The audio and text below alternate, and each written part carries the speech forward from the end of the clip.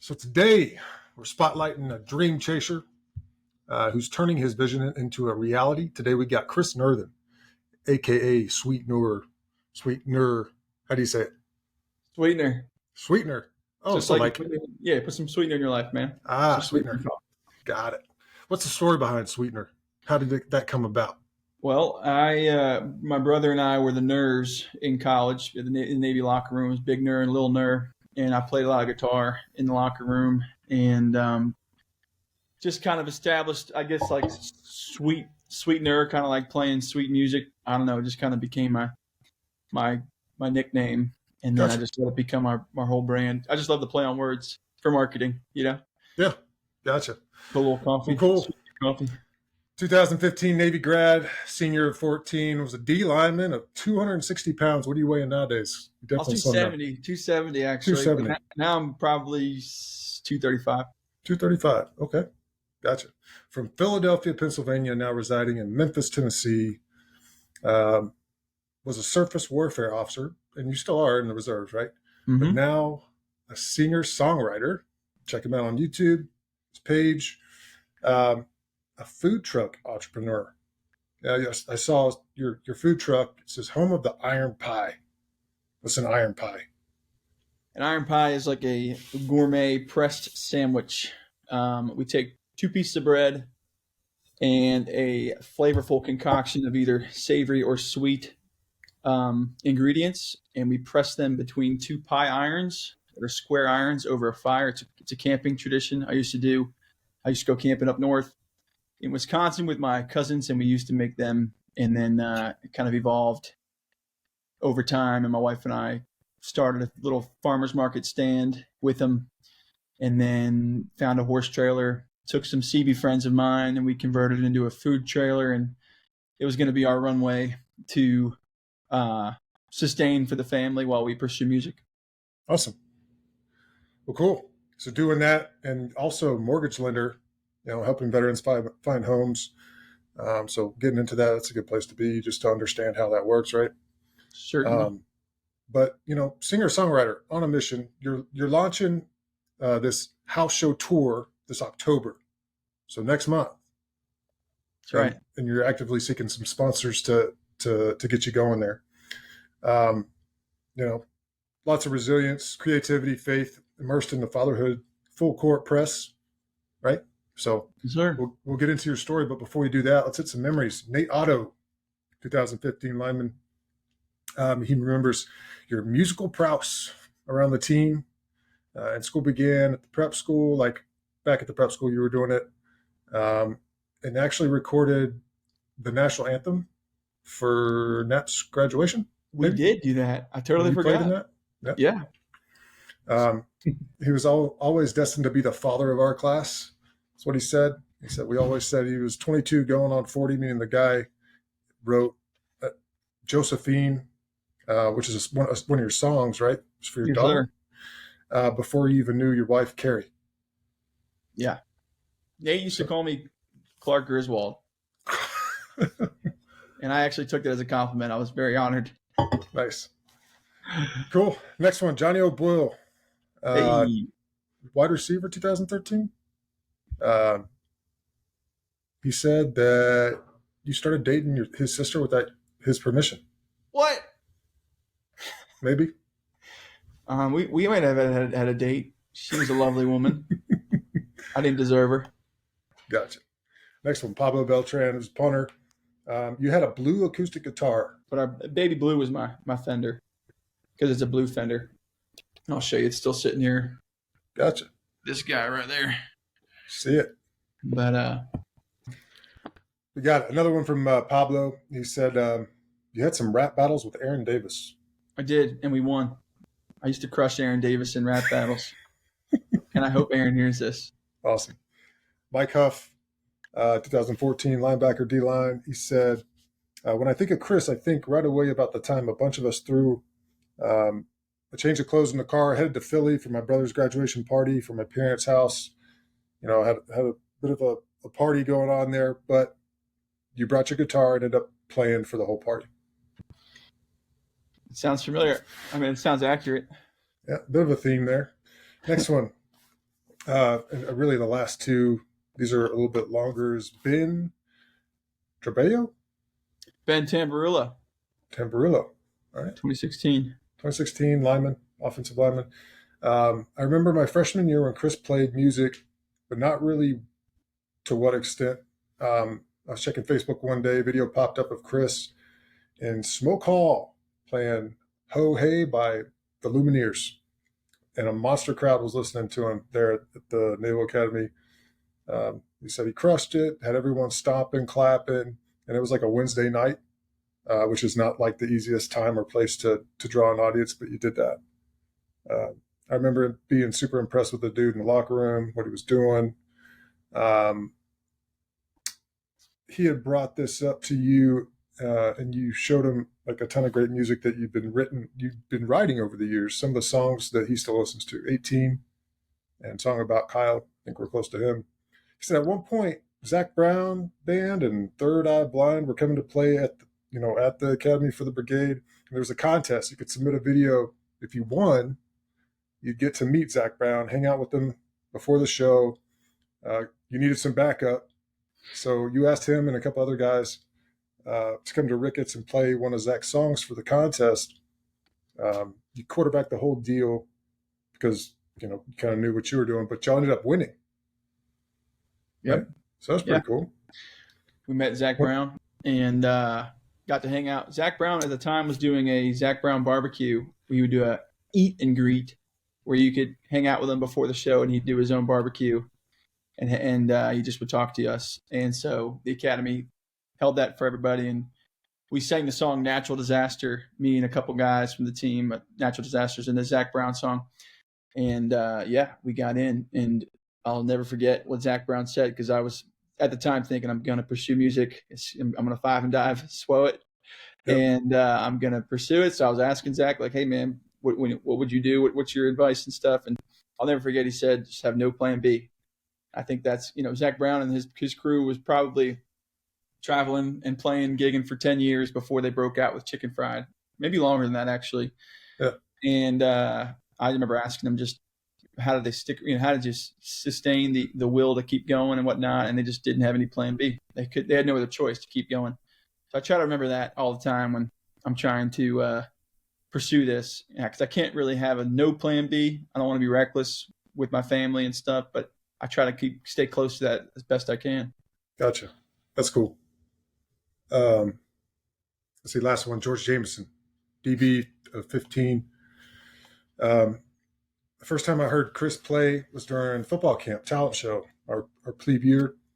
He said, you and your brother walked out in Speedos and guitars. And he wasn't expecting that. That was our staple. They weren't Speedos. They were underpants. Okay. And they were, I think, Captain America. Well, he said y'all ended up being the best performance that night. Your songwriting and voice have grown a lot, very much since those days of playing in the Speedos in front of a bunch of rowdy dudes. That you've grown and refined your skills, and it's a true testament of your steadfast dedication to the craft. So, George is my brother-in-law too, and it's funny how Johnny O'Boyle brought up me dating his sister. Because I ended up marrying George's sister, and just funny. Must have been a trend there. Awesome. Well, cool, man. That's intro memories. So here I turn it over to you to tell the story, and then obviously I got some questions toward the end, and I'll interject throughout. But go for it. All right. Well, here's John one more time. Hey, got it. Here it is. Man, that was embarrassing as hell. Sorry, fellas. All good. It's a fresh haircut, John. Thanks. Start work today or tomorrow? Tomorrow. First haircut in Fernandina Beach. It's pretty good. Guy did okay. Yeah. Low fade to the skin. Yeah. You good? Tony, good to see you, man. Yeah, good to see you too. We just got through intro memories, and we're just about to kick off story time. I got a quick memory that I'd like to add to the mix. That's okay. Go for it. So Chris is aware of this one, but this is probably one of my favorite. Because there's a lot of good family Navy football memories. involving Chris, but the 95 is eligible is one that's very popular in our family. That's what we refer to it as. 95 is eligible. Okay. And so to take the words from Jeff Lennar, a great Navy football or a great Price of Admission podcast guest, Chris and I also can claim that we practiced Navy football, as opposed to say we played it. You know, I like to say I played it, but it's more accurate to say we practiced. And Chris got an opportunity. Was it junior year, Chris, when we were Coach I was John? a special teams guy. Yeah, I got my way on the field. Coach Johns worked in a trick play that involved Chris, and this was so you know all of it immediately. The thoughts, the possibilities go to your head as just the glory, possibilities of glory that could be in the future. And so they call the play, they call his number, which was 95, and sure as shit, it works, and it gets the first down. It's a huge play, and I'm watching. I remember I already graduated, and I'm watching, and I'm like, oh shit, they just ran a fake. Chris got the ball. Like, the whole thing's just blowing my mind because, like, you know, being a special teams guy, you're on the field just a couple plays a game. You're on a punt team, you're only on the field a couple plays a game. So it's like, oh my gosh, not only did they run a fake, but Chris got the ball, and they get a first down, and there's a flag on the field. Mm. And I'm like, oh, immediately my thought is, oh dear God, please don't make it be Chris. Please don't let the penalty be on Chris. Ineligible receiver downfield. Ineligible receiver downfield, number 95. Now here's the catch. So like immediately heart sinks. It's like, oh my gosh, like this will be a great story, but just the last thing you want to have happen when your number's called in like such a such a exciting situation. But here's the catch. And to Chris's credit, he was eligible. It was a bad call. And Nehemiah was because the camera immediately goes to Nehemiah on the sideline, and he's losing his mind. And I'm thinking, like every viewer's thinking he's losing his mind at Chris because Chris just blew that first down, critical first down, or conversion. But sure enough, he was actually yelling at the ref because they made a bad call. So that's one of my favorite. Get reviewed? No, it didn't get reviewed. I don't think you could review the calls at the time. I don't think you could review the, but no, that recording is somewhere in the Nurthen family and Navy football lore, and which will go down in history. It was the most recorded screen time I ever had for Navy football. It was about a 15, 20-second montage and replays. My family was going crazy. It was the most TV time we ever had. And they were watching the replay, and I was getting circled, like, here's Nurthen, 95. And my favorite part from the commentators was when they're circling my jersey and everything on there. And one commentator, and they're like color commentating now my steps in the replay, and like Nurthen catches the pitch here, he pitches it, attempts to make a block, and it's like me missing a guy on a block. Yeah. But I had a knack for like just bad attention on myself on the football field, where it was like I was praying nothing went wrong when I was out there. And of course, they call the fake, and we've run it a million times. We ran it beautifully, but of course, there's a flag run, and I thought I messed up somehow, and now Coach Nehemiah is screaming at me. I just feel like I had a knack for letting that guy down. But, hey, it's all good. I remember my first time getting thrown in was when I was a sophomore against Rutgers, and I took 2 steps and just ate dirt. No one touched me. Just fell. And then, like, the play after that, I got spun around and tried to tackle Ray Rice from, like, backwards, and that didn't work either. So there's that thrown to the fire type of feel that you got to kind of that hurdle you got to jump over. I would say in my football career, I worked really hard, and we just kind of followed my footsteps. My brother John was obviously an incredibly hard worker on and off the field, and I just looked up to him that way and did my best the same. I think I had good size, and I had a lot of potential. I just, at the end of the day, I kind of was an overthinker on the football field, and just, had opportunities and just couldn't seize the moment when I had to. And it was still just, 100% good experience and very valuable learning experience for me playing football at the Naval Academy and the friendships we built. And then going into the fleet, I told you that earning my SWO pin was very hard for me too. And it was like a tremendous challenge, I think, mostly because I didn't want to be there. I didn't really enjoy ship life. I think a lot of people who have been SWOs could say the same, and they know what I'm talking about.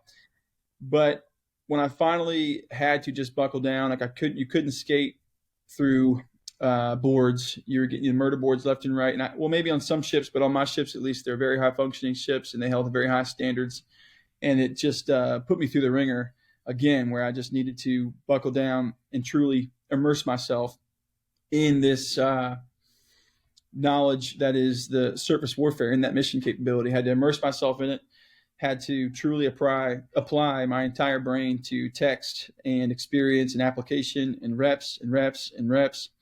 And it, again, just humbled me to realize that when you apply yourself, you can actually, master something. Because I remember I used to say, you take the LSD, I was on amphib ships, and if you could, it's 600-foot long ship, 2 football fields long, like 100 feet wide.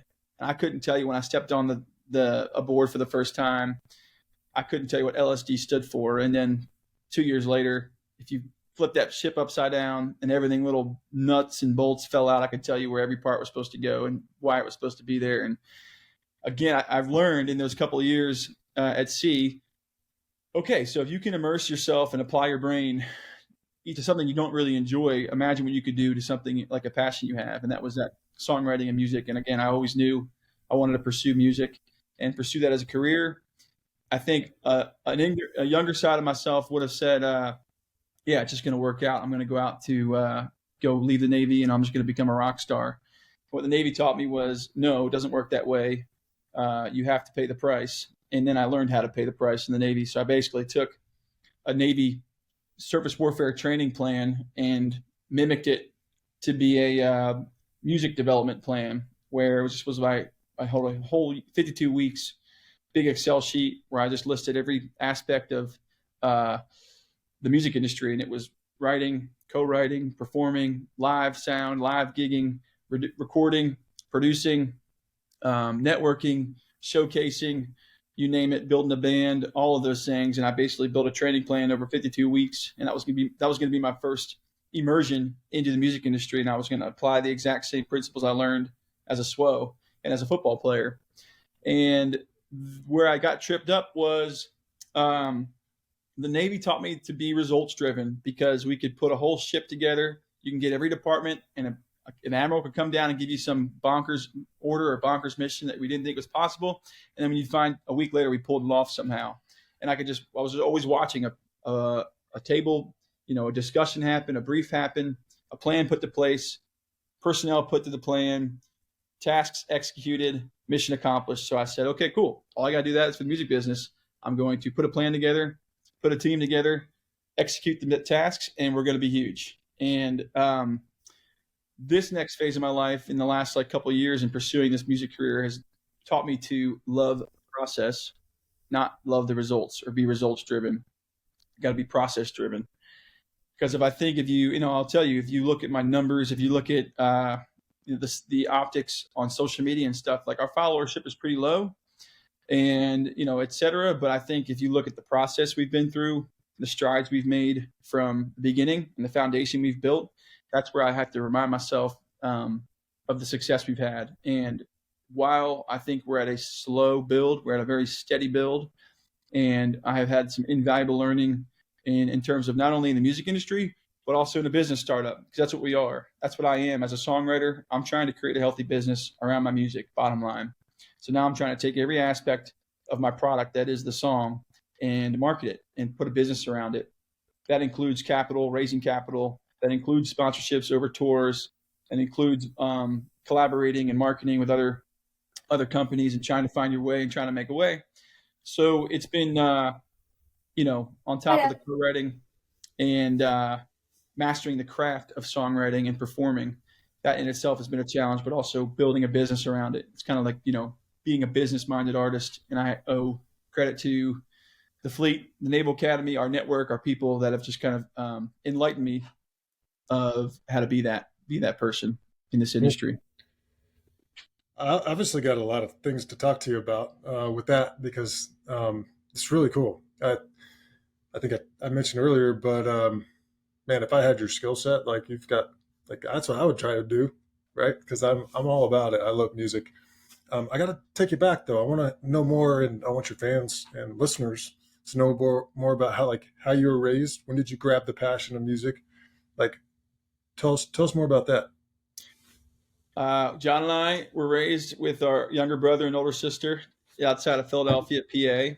My parents were, I think, like second, third generation Philly people, and my dad played a lot of John Denver growing up. That was kind of his go-to.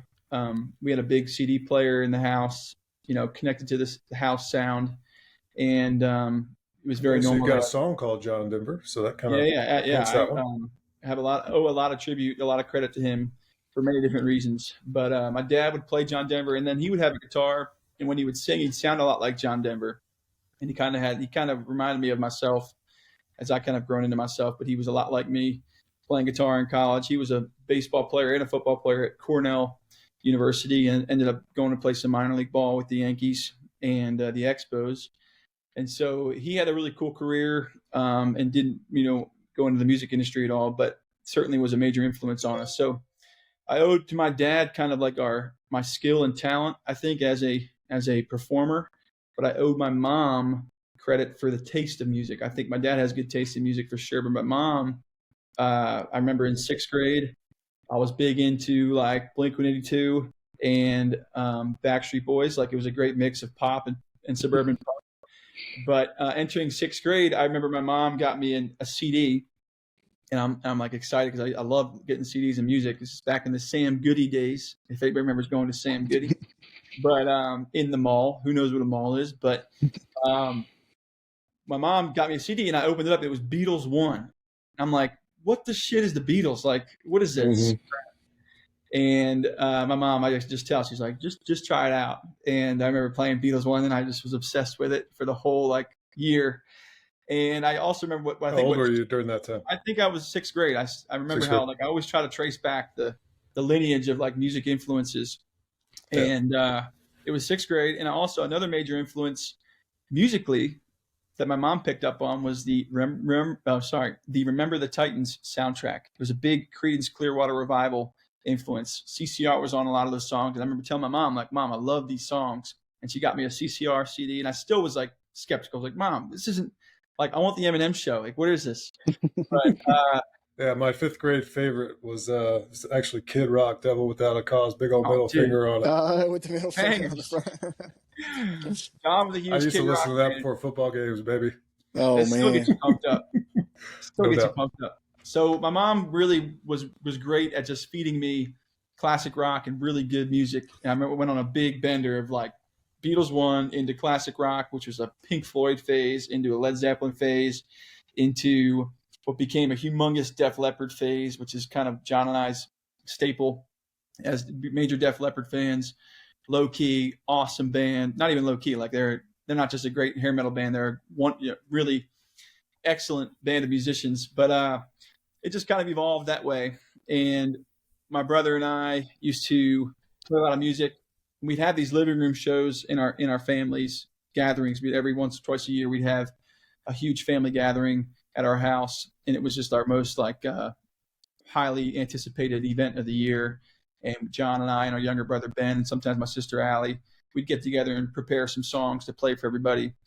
And sometimes it was really well received. Sometimes I think I was forcing everybody to listen to me play music, but it's all good. It was all, good for good fun. But Gotcha. So, John, you were a guitarist, or you play anything else?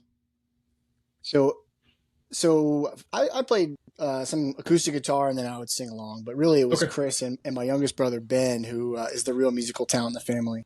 But it was kind of like it was a really cool everybody join in type feel. Like aunts, uncles, mom, dad, and then like my dad, or Chris mentioned my dad singing John Denver. He was always kind of like the finale or the closer. We'd do like our covers and our renditions of whatever songs we wanted to, and everyone usually kind of sing along. and then we handed over to Dad to sing Country Roads, and everyone he'd bring the house down. Everyone would be, it'd be later in the evening. Most of the adults or a few drinks to the few sheets to the wind, and just good family memories of just belting out some lyrics and stuff like that. Very similar memories myself of all my uncles and my dad get together and family get together to do the exact same thing. Awesome. Yeah, it was definitely one of those movers and shakers in a young man's life, right? Yep. I remember growing up watching like Selena, La Bamba, like those kind of stories are awesome. I just got done with Lil Baby.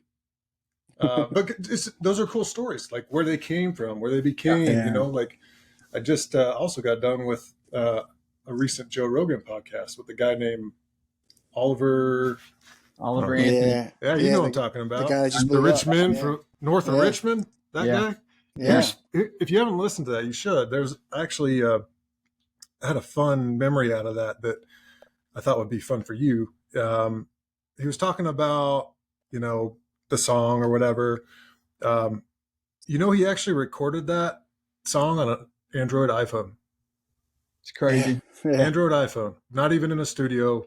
And then it he also started the song, didn't finish it, but threw it up on social media. Like he did a partial. Mm-hmm. And then people were like, oh, I like that. And then he was like, all right, well, I'll finish the song. And 6 hours later, he finishes the song, he records it, uploads it, and it's number one on iTunes, a few days later. It's crazy. And it can just pop. Yeah. I mean, I think I'm like, it's hopeful to watch stuff like that, to see, it proves that, anything is possible. That's kind of like the end of the day is like, yes, I put a lot of heart and soul into really polishing everything before everybody sees it. I'm very self-conscious about, putting everything out there. But if you've noticed in social media today, I mean, people are more in tune with raw footage. TikTok is your greatest example of that, where I just couldn't bring myself to just play an acoustic. Here's a song I wrote right now. I'd rather wait until you saw the finished product and everything. But if you see today, people are blowing up on just throwing stuff out there. And he luckily had a radio station, in Appalachian Radio, I think, that's located around him, and they filmed him doing that song. And nice. So you know the story. Oh yeah. The right guy shared it, and it was totally natural. I don't believe in success for anybody being an accident. So I gave him all the, it was, you couldn't have predicted it. You couldn't have planned it. He just put some raw, authentic, good, emotional music out there, and the right guy saw it. And I believe it's divine. I think there's people out there that needed to hear that song, and God uses art that way to get his message out there. And he's obviously a believer and does the same thing. And if you go to that podcast, he speaks to that a lot. But I think God uses us all for that. Yeah. Zach, go ahead. I was just going to say, Zach Bryan's notoriety is kind of resonated from a similar spot, just recording things on his phone, putting it on Twitter. And that kind of authenticity, I think, really resonates with people. Yeah. And we're seeing it. It is the authenticity that gets it, because a lot of these artists and all those stories and all those documentaries and stuff, they're trying to find their way, right? Or they'll try and copy something, but as soon as that authenticity breaks through, it's boom, that's what happens, right? One of the things that Oliver Anthony talked about was, I didn't even think this song was going to be the one. I was invested in these other songs. I thought these were the killers right here. Well, boom. I don't know what made him come out and just start, from the gut, that roar. That you hear that, I hear that story all the time, and even on artists at bigger scale, Bon Jovi would always say that "Living on a Prayer" was the mail it in song of that album. They're hey, we gotta get one more on here, and they did no expectation of being the single there or anything. And "Living on a Prayer" obviously became humongous, but it usually works that way. You put, if you overthink it and you overthink the craft, I think there's the natural flow of things. Def Leppard, "Pour Some Sugar on Me," I think they wrote that song in 5 minutes. But anyways, I'm not surprised to hear any of that from Oliver Anthony, and you just got to trust that that's in store for your music too. And I think what's also true is that he just chipped away, and I think it certainly came sooner than he ever expected it would. And I do believe, like I said, I do think there's divine intervention in all that. But I totally just trust my time is in God's hands and my time in Oliver's time. And I just always bless, when something like that happens, I'm just like, it was his time to, to do that. And I just trust that my time will come too, or it won't, I'm not just paying that lip service. Like, I genuinely believe that this is where I'm supposed to be, genuinely believe in my purpose, and I'm taking it one step at a time as best I can, as hard as I can. And it either will evolve. It will evolve to something I need to evolve it to, but I don't know if that's going to be a, humongous stage one day. From my perspective, I think that's the exact right approach. Keep consistent, keep grinding on that. You're passionate about it. You're going to love it. At some point, it's going to pop. I'm going to take you back real quick because I also try and touch on transition stories throughout these. You did some time at Amazon. What happened there? A very short stint. Well, I had this master plan. I told you that I was getting out of the Navy in 2020, and I have this. I get myself in trouble because I put this master plan on paper, and when it's on paper, it looks doable. And then when you're living through it, it's like, okay, this is way, you can't account for some of the physical and emotional effects it may have, like on the whole family.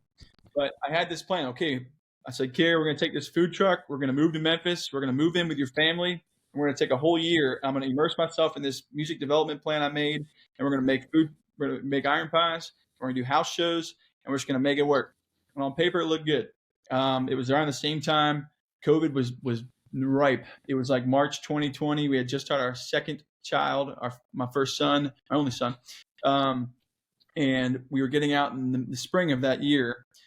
And it became kind of like my plan of going to all these festivals with our food truck and all these different ideas. They started to evaporate when COVID started, locking everybody up. So like this plan I had just kind of disappeared. So I got a little nervous, and I decided I should start looking for a job that would help us, along. And I was a nice green, excited. I call myself, when you're getting out for the first time as a JO, it kind of feels like you're going into free agency. You're very marketable. I was thinking, I'm like, Amazon, big company, awesome corporation. I fell right hook, line, and sinker for their kind of like military pathways vibe. And it's all true.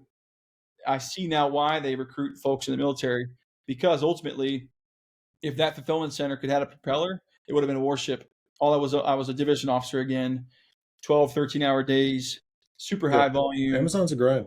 It's a grind. And like I said, it's a well-run company, and everything they speak for is true. And I appreciate that company, but it was not what we were looking to do. I was looking to have a job to help us along while I could pursue music, and it was just taking up all my time. And I knew at that point, I knew what I was doing. I knew what I was planning to do, and I wasn't afraid to be like, well, I'm out. I just quit. I was there for 1 month, and I just knew this was not what we were supposed to do, and I was not going to waste time at all with that. So I just kind of got everyone's graces and said I need to depart this and leave before it's too late, because I didn't want to get too invested either. You have stocks you're investing in and stuff like that, and they give you stocks and whatnot, and I wouldn't want to get like 2 years in and just keep holding on a little bit longer, and then feel like, well, I might as well stay for 4 years to get fully vested in my stocks. I didn't want to even go to that pathway. I knew what was going to happen if I just didn't cut the cord right away. So I just got off there. Gotcha. And we got to Memphis, and I realized like there was still plenty of opportunity with food trucks. I mean, like, ironically, when all restaurants were shutting down and stuff, the food truck became the safe way to eat. It was ridiculous, but like we were going to neighborhoods like all the time and just serving up iron pies in neighborhoods, and people were. It was fine. Like we landed on our feet, and I just didn't trust that we would. I got I let fear creep in, and I just started doubting things, and I would do knee-jerk reactions to go get a job. The second thing that was a major help with me was the Navy Reserves, and I'm still in the reserves. With the benefits they provide, I could gig. I was just gigging around. I'm in Millington here in the Memphis area.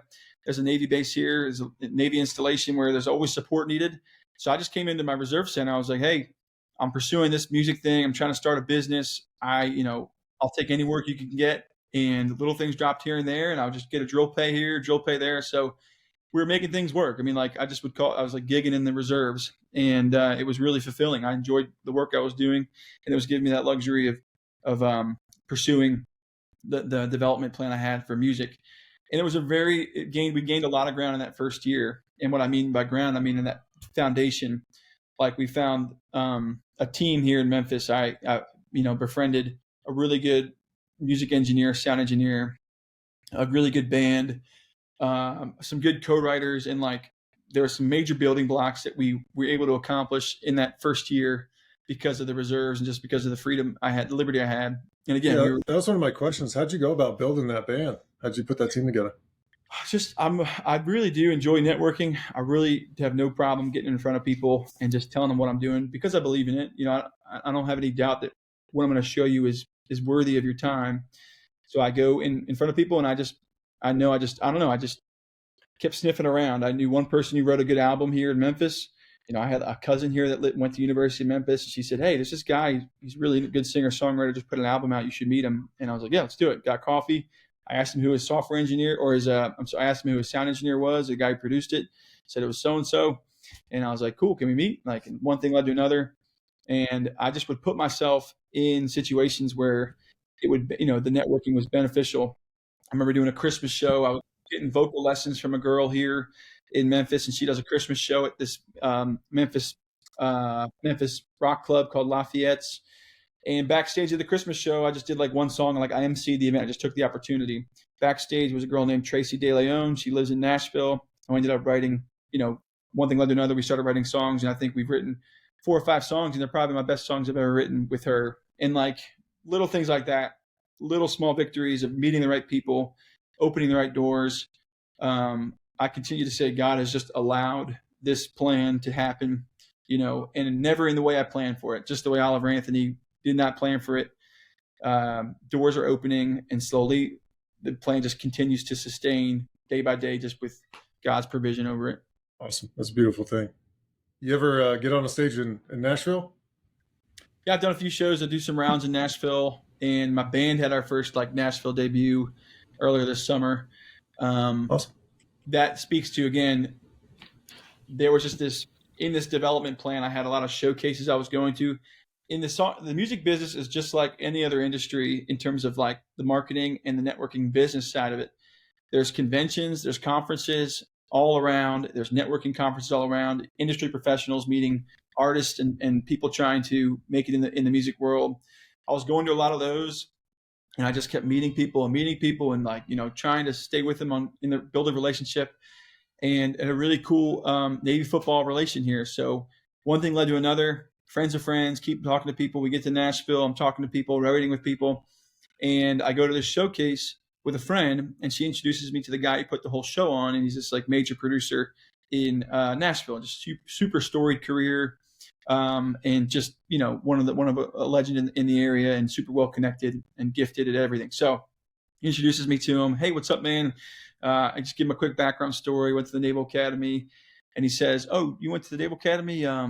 My son played football with a guy who went to the Naval Academy and at Brentwood Academy." And I'm like, "What's his name?" And he played football with Amos Mason, who was a defensive lineman with me. And They were close friends. And then like the guard just went down for this guy. And he's like, "Hey, anything I can do for you, let me know." I'm like, "Cool." So like we kept meeting, kept calling him up, and he kept answering his phone. Bottom line, this guy just kept taking my calls, kept taking my coffee. Yes. And one thing led to another. I finally said, like, "Listen, can you, I'm trying to raise money here." Like I said, like here's my business plan.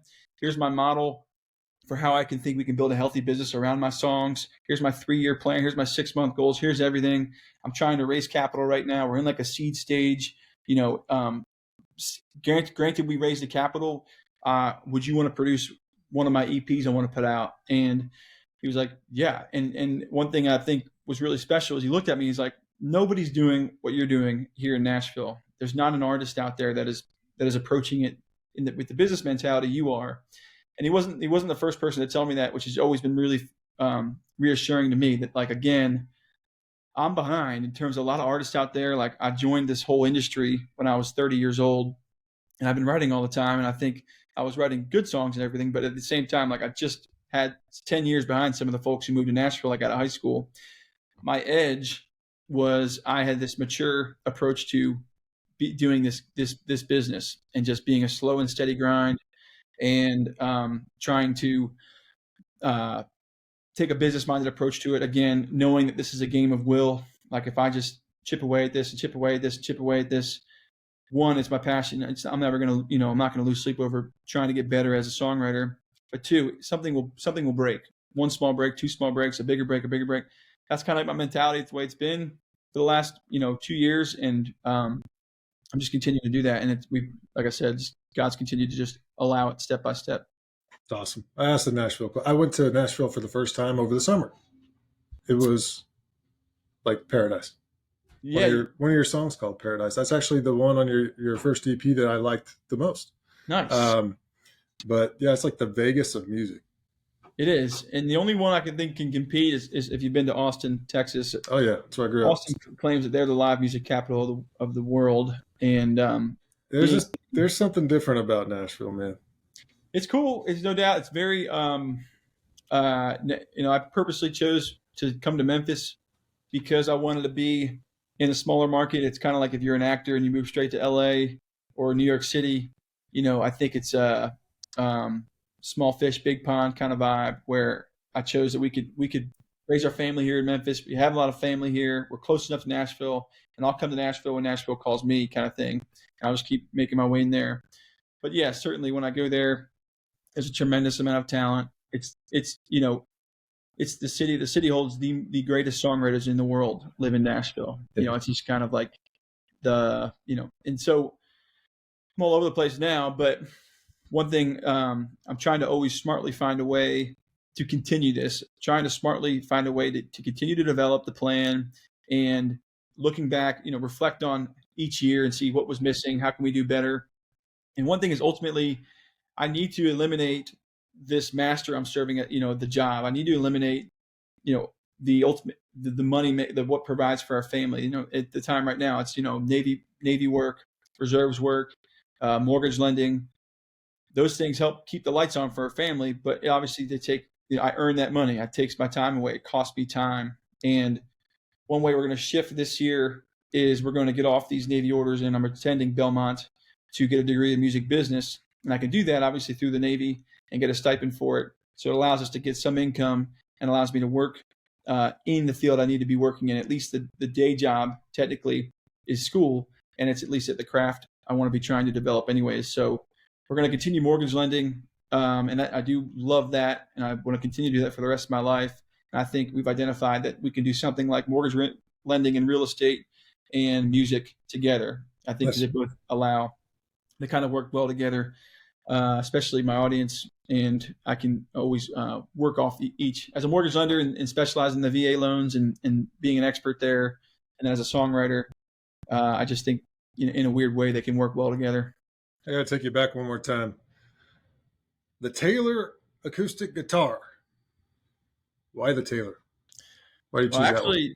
I actually thought I would love the Gibson J45, and it's kind of like known as the workhorse, the thoroughbred of acoustics. You have Martin guitars, and they have like their niche of style of play. You have Taylors, and they have a style of play, and the Gibson is known as like kind of being that hybrid that you can play live with a band. It like holds its own with a band. So I was like, that's the guitar I want. I had a lot of people I looked up to that played the Gibson, and it is a great guitar, has a great sound, but frankly, it just didn't feel well in my hands. And so I messed around with a Taylor, snagged it for a show, and just kind of like, I love the sound of it. I love the way it felt, and I just kept playing it. So I'll probably be trading my Gibson in for another Taylor here soon. But I don't think I know how to play that Gibson. Bottom line, I don't think I'm giving it justice. Gotcha. I had one that said, "Hey, what drew you to music?" I think you talked about that already, so I'm going to skip on to genre. What would you call your genre for people that have never listened to you? What do you play? I think we fall under the Americana realm, but I think I take pride in having a wide variety of music influences, and it becomes like a mix of folk, pop, alternative rock, and it's kind of what Americana is. Americana is a broad subject, and I think true Americana is a little more on the bluegrass, folky side. But you got this country, roots, rock, alternative pop kind of influences, and it basically is just all. If you're a real true fan of music, it's hard to have only one genre you like. I think you become a fan of just good music. And there's good music in every genre. There's good pop songs. There's good country songs. There's good rock songs. There's good folk songs. And I, like thanks to my mom and my dad and just their influences over time, I've built a very eclectic catalog of music influences in my head. Awesome. Yeah, when And I so, yeah. I went through your catalog and I listened to most of them, if not all of them, and I heard a mix of those, and I'll get to those when I go over some of that. So yeah, But we have a what's lot more music coming out that we're recording, and you'll see again. It's just it goes all over the spectrum in terms of genre. And I've been told by music professionals, industry professionals, that I need to not do that, and I kind of need to find what my sound find your is. niche? But it's not in my gut to do that. I just it hasn't naturally came. I believe when that sound will come. I think getting in the nitty gritty of kind of what distinguishes you as an artist. For me, I think it's my voice and the way I play the acoustic guitar and my phrasing, the way I vocally phrase lyrics and stuff. So I think that's a good thing because I can put that into all different types of genres. And I usually fall under the acoustic vibe. I think I fit best there. But I'm only naturally letting that sound evolve. Otherwise, I'm just going to keep playing. I'm going to make, the best songs I've written are the ones that just say, hey, this sounds like a Third Eye Blind song. I'm going to go tap into their library and kind of draw influence from that. This sounds like a Lumineer song. I'm going to go for it. And I just go for what the sound comes in. And I'm hoping that I'll be admired for that at some point, that my fan base will like that there's a broad variety and vibe that you can tap into in all my catalog. Gotcha. I was going to ask what sets you apart. Yeah. What do you think? What's your special sauce? I think it's my song. I think my messaging, and I think and the way I write my songs, I think I tap into a just a little bit deeper vibe of writing, where we touch on family, we touch on the struggles of life, we touch on what real love looks like, sacrifice, commitment to each other, and the joy that is in the struggle of really committing yourself to responsibility and just growing up in adulthood, all that kind of stuff. I think we tap into that like other people do, but I do think we address it in a profound way. I think the way I write my songs is the way I think, and I think we just hit places that haven't been hit before in writing. And Gotcha.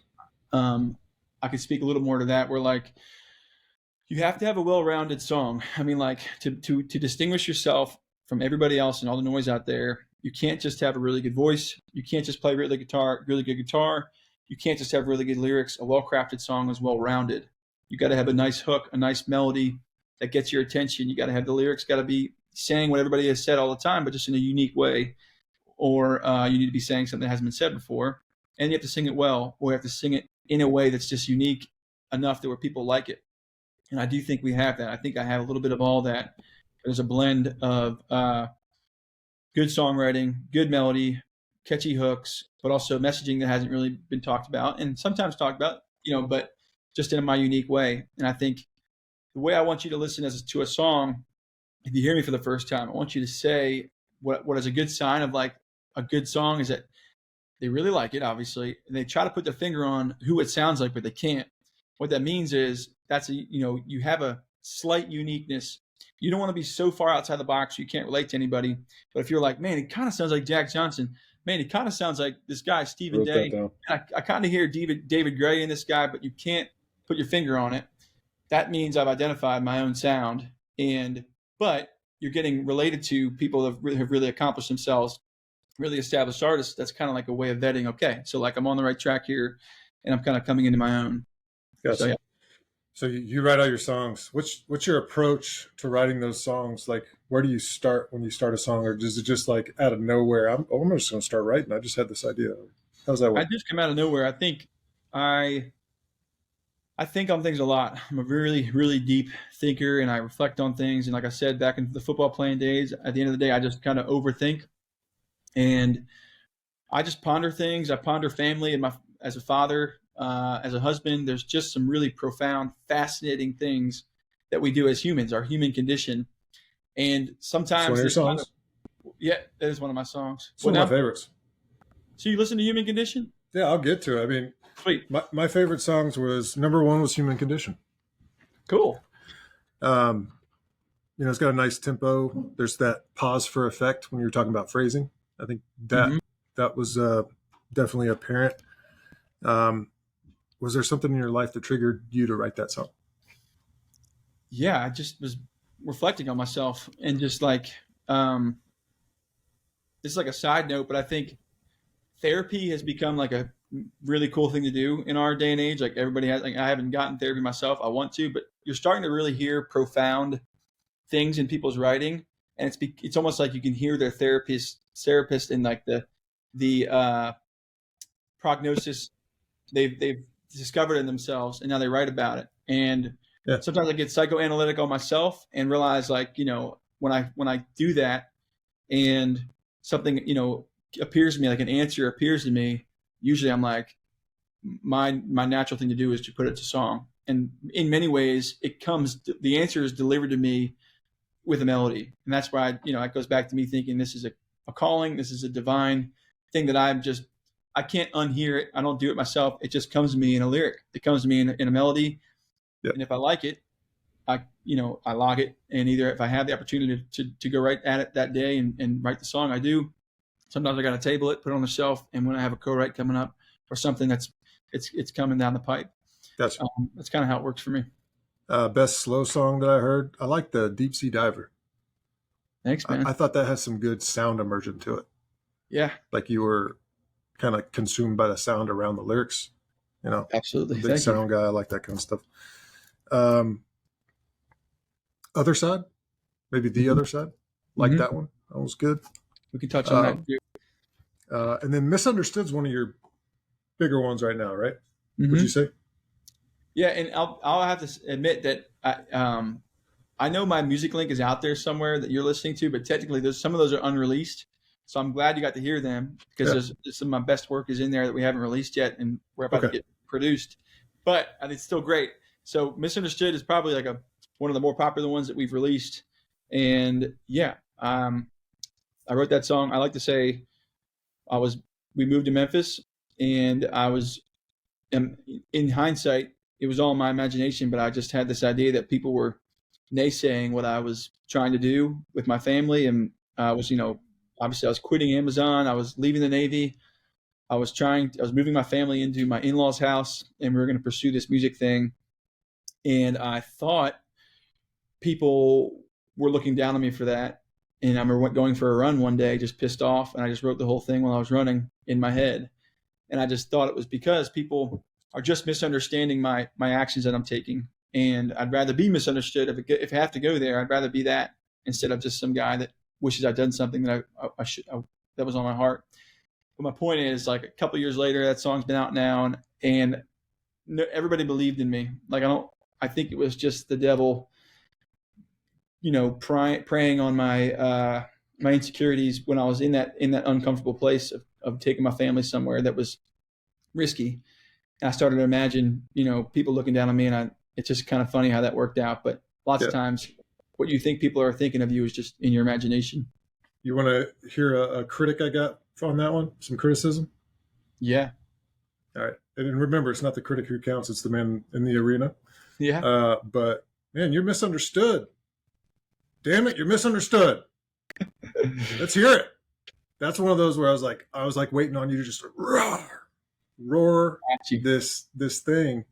Okay. Good song. Good song. Thank you. Thank you. Man, bellow that one out. Yeah, I like where your head's at there. Yeah, and then the Paradise one I already mentioned in your first EP had that Jack Johnson type of feel to it. Mm-hmm. Did you know that first EP was recorded in Bancroft Hall in the basement? Oh, nice. Was it on an Android speaker? No, it was there was an old radio station, WNRV, I think. Yes, it was underneath my room. Yeah. In 61, I think. And so I happened to be company mates with like a guy named Nate Brown, and anybody listening should go check out Nate Brown. He's like gigantic now. With him and his brother are like YouTube sensations. But Nate produced, he was a company mate of mine, and we started writing some songs, and he just was incredibly gracious with his time. And we knocked out 4 of these things in the basement of Bancroft Hall with like a crappy guitar and a out of tune drum set. And it just shows you Nate Brown's got some skills on the nice in the recording studio. Yeah, 70% now. Doesn't have to be 100%. Get it out there, right? Yes. Cool. So what's your favorite song? I told you mine.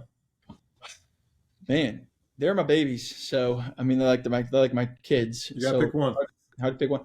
My favorite song, released out and about right now.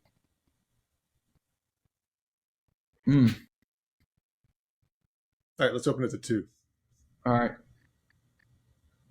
I'd say my favorite song is I love "Don't Give Up the Ship," and I love man, I love them all. I really can't pick. It's like picking. It's like saying pick your favorite kid. They all mean a lot to me, and I can. It's a bad answer, but like Baydale is a jam, and it's got a lot of just awesome memories to it. John was talking about playing music together as a family. We wrote that song for my Aunt Pay, and a lot of football players know Aunt Pay. Stayed at Aunt Pay's house off of Baydale's exit on 50, and she died of cancer a few years back, and we all were in her living room after her funeral, and I had the guitar, and it just was very normal of us to be jamming, and I wrote that song right there with everybody in the room, and it's just been a great jam. It's just a fun sing-along song. Everybody can sing to it. It gets a lot of great. It's a popular song as well. Such an And anthem. yeah, I don't know. And then John Denver again. Like I wrote that song when snowboarding in Breckenridge. I love to snowboard, and I just always think of John Denver for obvious reasons when we're out in the Rocky Mountains. And then he has a major influence on me growing up. It's a major tribute to my dad. It's a major tribute to John Denver and his writing and being out in the wilderness. I could speak in depths of all these songs and why they're just great to me. So it's hard to pick my favorite. Josephine has a cool story. I wrote it in college, obviously in calculus class before, like Pablo or like Nate said, before I even knew I'd have a daughter. What's cool about that song is the first lyric to the song is, I think I'll name you Josephine, Elisa after my mother. I see you dancing full of joy, playing with your brother. And not only did we have a girl, our first child, and we named her Josephine, but our next kid was a boy. And, that lyric is truly prophetic in a way. Like it's come to life, Nice. The stars aligned. the stars aligned. And I don't know. I just, it's hard to pick my favorite. I do have some really ones that I'm excited about that you've gotten to hear that I don't know if anybody else. I mean, if you dig around, like obviously if you do the right digging, you can get to the link that's got this music on there. But there's some really good ones I'm excited about. Deep Sea Diver means a lot to me, and Tofu is a jam that I can't wait for people to hear. Yeah, that one's pretty good too. Human Condition, they're all good songs. It just gets better and better. Yeah, I like just learning about the human experience, and I think the human condition captures a lot of that. So it's cool. And that song, I mean, like we haven't even written the second verse to that song. If you notice, I just repeated verse 1 to verse 2 because I'm still trying to decide where am I gonna take it, because it's a profound, to think about the human condition. But I remember hearing that somebody, I don't know what I was listening to, some podcast, but somebody identified, the human condition, and it hit me like a ton of bricks. Like, oh man, that is such a cool concept. And it's like you dealt with this. It's really like the acts of the flesh is what it is, and we're born corrupted with sin, and we just have this condition that we can't get out of our own way sometimes, and it's just a fascinating thing. So cool. Well, what's your in between song type of entertainment style from a like swagger standpoint when you sing a song and you're trying to entertain the crowd? Like, what do you cover do? song or like one of my? What do you mean? So like, say you're on stage or you're doing a show.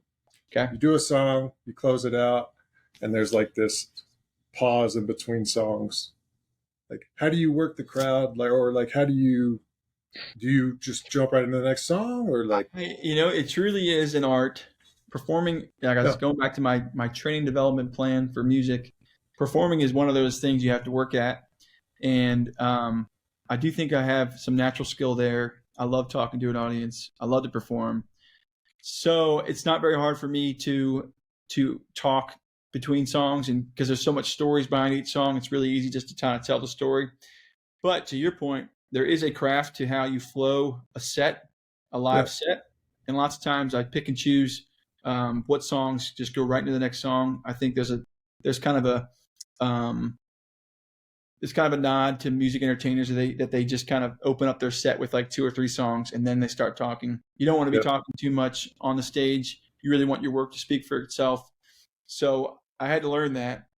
I used to overtalk probably like I am in this podcast, but I used to overtalk all my songs, and like I ended up seeing somebody who was doing the same thing, and I could like watching them. I was like, oh my gosh, like they're just like losing the audience here because they just are they're talking novels behind each song. Yeah. So I've gotten better just kind of like letting the song speak for itself, and then kind of pick and choosing when to talk. And you have to just trust. Yeah, go ahead. I was just going to say, another documentary I recently watched was around Post Malone. And I've never been a huge Post Malone fan. Like, I like some of his stuff. But after watching, I was like, man, this guy is dedicated to his craft and has been doing it forever. And dude can play a guitar like crazy. They all just make it look really easy. Like that's, yeah, go ahead. I was just going to, but his showmanship definitely, I think, gives him an edge. Yeah. You know? I think crazy, but pop is very deceptive in terms of like, folks who really are kind of snobby in the lyrics and stuff like that. They kind of they may discount pop music, and I get that. But I've certainly learned through this this development how much respect any performing artist has. And when you're Post Malone, like he is just not there by accident.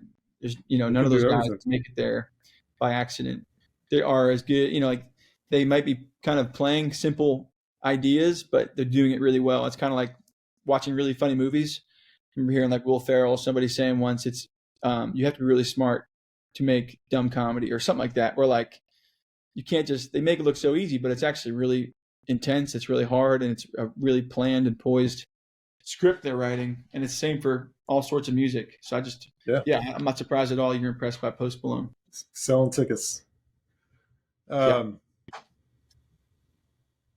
cool, man. That's all the questions I had. You need some sponsors. I do. Right. So tell us more about like what's the need for you? Well, we're taking this show on the road. We do our house shows. So we have a food trailer that my wife and I made and built, and we go into people's homes and we put on concerts and we serve the food. This is me trying to differentiate myself from other going to play at a bar, a pub, a coffee house, trying to go on the road and playing for like 10 people. I thought I could get myself a captive audience. I can give them a very special, unique experience. You really get full, exposure to who I am. Carrie, my wife, is right there with me, making the iron pie, serving them up. The band is there. It's intimate. It's memorable. It's unique. And this is kind of my way of cost effectively marketing the music. And we've done a ton of them here in Memphis and have gotten a great response. And so the other like major importance to developing your artist following and your artist journey is you've got to get on the road. You've got to get out and about and be playing and playing and playing. And it's very hard to do that when I'm trying to do it with a family. So we're just trying to do it smartly. And so we're picking cities that we can do, weekend warrior type touring where we just each weekend we pick different cities to go to. And we're just trying to do it with our family and doing it with our house show and giving our whole experience that we like to do. Again, to do the same thing we've done in Memphis. And to pay for all that, we're looking for business sponsorships to kind of use it as an advertising platform to in those cities. If you have a local audience in Virginia Beach, in Annapolis, in Philly, if my audience is a lot of obviously veteran type, young adult, all the way to middle-aged adults. We have a broad range of folks, a lot of homeowners, a lot of family-oriented people, and I think a wholesome type audience. And I do think it'd be really beneficial if you're a local business in that area to jump on and support something like what we're doing. I think our cause is real, and I like to think our purpose is good. And we could talk about what the business sponsorship would entail, but I would love someone to take the opportunity to help us fund this tour and pay for the crew and pay for our trips. Gotcha. So like if I'm a sponsor and I commit something, what do I get, like a sticker on the food truck? So we'll have posters, digital posters and physical posters we're printing and posting up in each city and in each venue. We'll do email marketing. We'll do all sorts of social media posting. And depending on your tier of sponsor, you can be on all of those things. And we also have song sponsorships. If you wanted to sponsor a song, we would verbally endorse you and give you a shout out during the introduction of that song, speaking to kind of work in the crowd, you could buy a song and we could present the song to the crowd Okay. via Tony Neighbors thing. But yeah, it's kind of it. And we can, if anybody is interested in listening here, just you can have them reach out to me. I have a slick sheet they can see, and we could just talk at length of what they, I'm open to any types of way we can help each other. Bottom line. Gotcha. Yeah. Sponsors. You got to jump on this wagon. This guy's going to make it big. He's got the dedication, focus, commitment, and persistence. So definitely has a background to see whatever it is he wants to do full and throughout the entire process. So Thanks, Tony. If a sponsor wanted to assist, to contribute, how would that sponsor go about doing that? Hit me up. If my contact information, I don't know what I can say on there, but I mean, like I said, I have a one pager that shows different tiers of sponsorship, and we would just exchange the brands they want displayed on the posters and on the banners. Like we'll have a banner at each show, and again, each tier gets their certain amount of real estate on the banner, and then we'll I'll have throw your contact info into this podcast. Yeah, that'd be great. They reach out to me, and it would be much appreciated. Awesome. All right. Last question. What's your price of admission? My price of admission is drawing near to God, full submission. That's the bottom line. And it's taken me, it's a daily grind of spiritual warfare. Some days I win, sometimes I lose. But more than ever in this very moment of our career right now, it's certainly been my will has been tested. And I know what's happening in this part of the story. It's getting harder. It's taking longer than I expected, et cetera, et cetera. Responsibilities are weighing on me. You name it. I'm in that place of uncomfortable feeling where most people give up right now. And it's just like perfect timing. If you draw near to God, that's kind of the lesson I learned is he doesn't make it easy for you on purpose, or he does it on purpose. And he does it so you can draw near to him. He wants you to draw near to him and throw your burdens on him. And I just have to remind myself day in and day out, that's the price I need to pay, is complete submission to his plan. And when I can be there in my mind, it's a very comfortable place, very peaceful place, and all is well. So I think, that's definitely been what I've learned over the last 10 years. Beautiful thing. Awesome, dude. Well, I'm sure Carrie's wrangling the little one right now. So dinner is on the table. I'm smelling it. I can't wait to eat it. Awesome. What are you having tonight? Chicken pockets. If anybody has ever come to Memphis, shout out, guys. Please call me. Anybody who lives here knows that our door's always open, and we will take care of you. Anybody wants to go duck hunting in duck season, we'll take care of you, etc. But if you got Brotherhood fellas coming through here, I better get a phone call. Awesome. You ever played in Nashville? Let me know. Especially, I got your website information now, so I'll try and stay up to date with that. But maybe we'll come down and take a look and see what SweetNur has to show. So pretty cool. Man, if you want us to come to Kentucky, if you want to host a house show, we'll bring the show to you. Awesome. Give me a little bit of time. Yes, sir. I'll figure it out. All right, man. Take care. Appreciate your time tonight. Yeah. Good talk. Thanks, Tony. Thanks for having me, man. Awesome.